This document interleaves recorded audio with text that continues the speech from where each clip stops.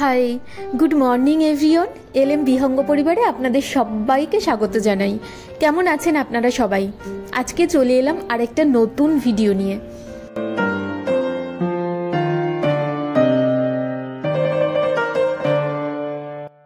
এখন ওই সকাল 7টা বাজতে যাই, 2-3 মিনিট বাকি আছে। দেখুন এখনও বাইরে কতটা অন্ধকার আর আকাশটা কেমন রঙিন হয়ে উঠেছে। দেখুন এখনও সূর্য ওঠেনি, সূর্যের লাল আভাটা পুরো আকাশ জুড়ে ছড়িয়ে আছে। কি সুন্দর লাগছে না?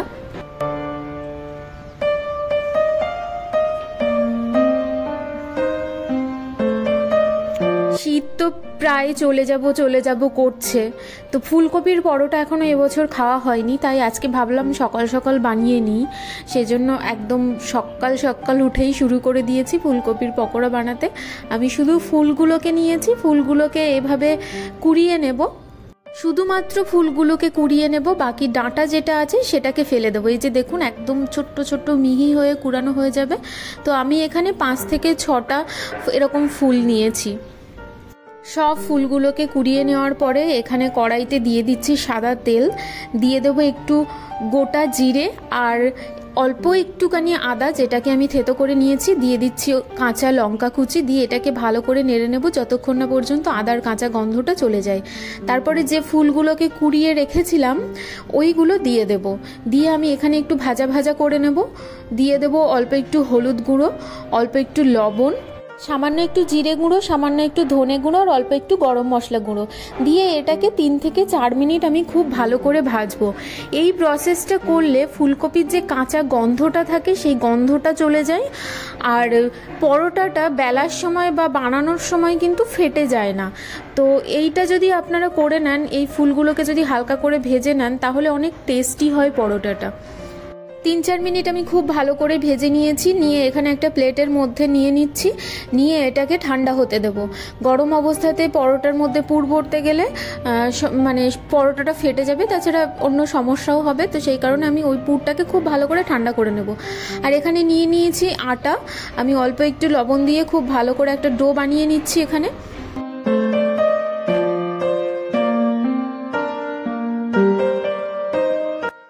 নরম করে আমি ডোটা বানিয়েছি, এখান থেকে লেচিগুলোকে কেটে নিচ্ছি। 4 থেকে 5টা লেচি হবে, তো সেগুলোকে কেটে এবার আমি এর মধ্যে পুর ভরে নেব। একটা লেচিকে এরকম হাতের মধ্যে নিয়ে নিচ্ছি, নিয়ে বাটি টাইপের একটা শেপ দেব। আপনারা যেভাবে আপনাদের সুবিধা সেরকম টাইপের শেপ দিয়ে ওর মধ্যে পুর ভরে দিচ্ছি। খুব বেশি পরিমাণে আবার পুর দেবো না, আবার খুব কম পরিমাণেও দেবো না।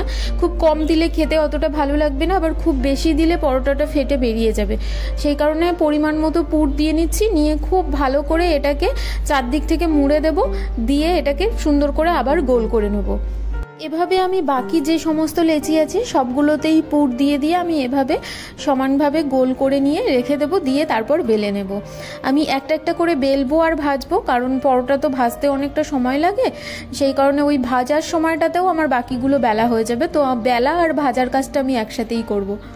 খুবই সহজ ফুলকপির পরোটা বানানো, একটু সময় লাগে, তবে খেতে অসাধারণ হয়।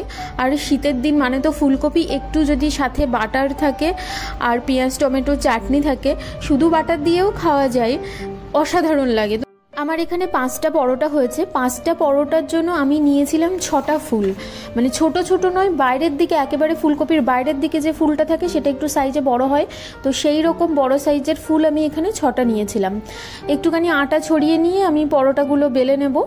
খুব বেশি চাপ দিলে হবে না, হালকা হাতে বেলতে হবে। আর আমি এখানে তেলের ব্যবহার করছি না, বেলার সময় আটা দিয়েই বেলছি। এদিকে আমার একটা বেলা হয়ে গেছে, এদিকে আমি তাওয়াও বসিয়ে দিয়েছি। তাওয়া গরম হতেই আমি এখানে দিয়ে দিলাম, এপিট ওপিট করে খুব সুন্দর করে লাল করে ভেজে নেব। এদিকে একটা ভাজা হতে থাকবে, ওদিকে আমি আরেকটা বেলতে থাকবো, তাহলে আমার সময়টাও বেঁচে যাবে। পরোটাটা প্রথমে শুকনো তাওয়াতে ভেজে নিচ্ছি, তারপরে 2 পিঠ ভাজা ভাজা হয়ে গেলে তারপরে এখানে আমি সাদা তেল দিচ্ছি। আপনারা বাটার বা ঘি দিয়েও ভেজে নিতে পারেন। এক পিঠে তেল দিয়ে ভালো করে সেটাকে ছড়িয়ে দিয়ে আমি পরোটাটাকে উল্টে দেব, উল্টে দিয়ে অন্য পিঠটাতেও আমি ভালোভাবে তেল মাখিয়ে নেব, নিয়ে আরও বেশ কিছুক্ষণ আমি পরোটাটা একেবারে লাল লাল করে ভেজে নেব। আর ফুলকপির পরোটায় যদি পুরটা আপনি ঠান্ডা করে নেন, পরিমাণ মতো পুর ভরেন আর বেলাটা যদি সুন্দর হয়, তাহলে ফুলকপির পরোটা একদমই ফাটবে না। আর সুন্দর ফুলবে। এখানে দেখুন পরোটার কালারটা কি সুন্দর এসেছে না, ভেজে পুরো লাল লাল হয়ে গেছে। একটা পরোটা আমার এখানে ভাজা হয়ে গেছে, আমি বাকিগুলো সমস্তটাই এইভাবে একটা একটা করে ভেজে নেব, একই প্রসেস। সমস্ত পরোটাগুলো আমার এখানে ভাজা হয়ে গেছে, দেখুন কি সুন্দর ক্রিস্পি হয়েছে আর লাল লাল হয়েছে।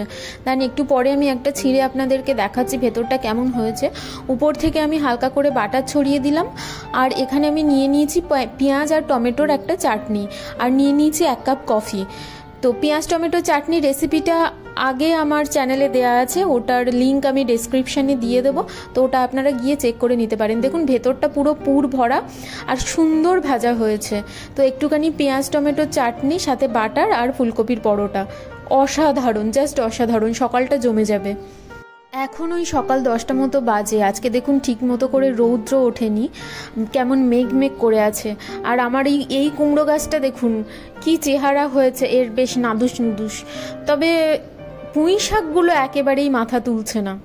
এখন একটু বেরোবো, অনুপমের জন্য যাব গ্লাভস কিনতে। ওকে তো অনেকটা প্রতিদিন ড্রাইভ করতে হয়, 60 থেকে 70 কিলোমিটার ওকে প্রতিদিন যাওয়া আসা মিলে ড্রাইভ করতে হয়। তো সেই জন্য অনেক দিন ধরেই ওকে বলছি যে গ্লাভস নিয়ে নাও, একজোড়ে গ্লাভস নিয়ে নাও, কিছুতেই নিচ্ছিল না, কিন্তু এখন নিজেই রাজি হয়েছে।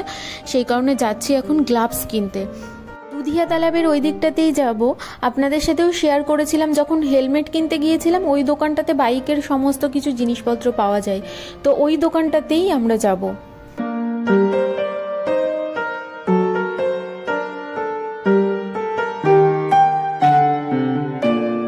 চলে এসেছি দুধিয়া তালাবের কাছে। পুকুরটাতে দেখুন এখন জল কতটা কমে গেছে শীতকাল বলে, বর্ষাকালে কিন্তু পুরো এটা ভর্তি হয়ে যাবে একেবারে কানায় কানায়। চলুন, ওই যে চলে এসেছি, দোকানটা দেখা যাচ্ছে, ওটা থেকেই আমরা হেলমেট নিয়েছিলাম। এই যে ভেতরে দেখুন কত হেলমেট, বাইকের সমস্ত কিছু জিনিসপত্র এখানে পেয়ে যাবেন। পাশেই এনারা আবার বাইক সার্ভিসিংও করান।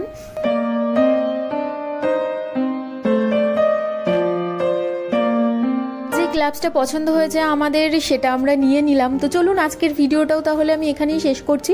আপনারা সবাই ভালো থাকবেন, সুস্থ থাকবেন, দেখা হচ্ছে পরের আরেকটা ভিডিওতে।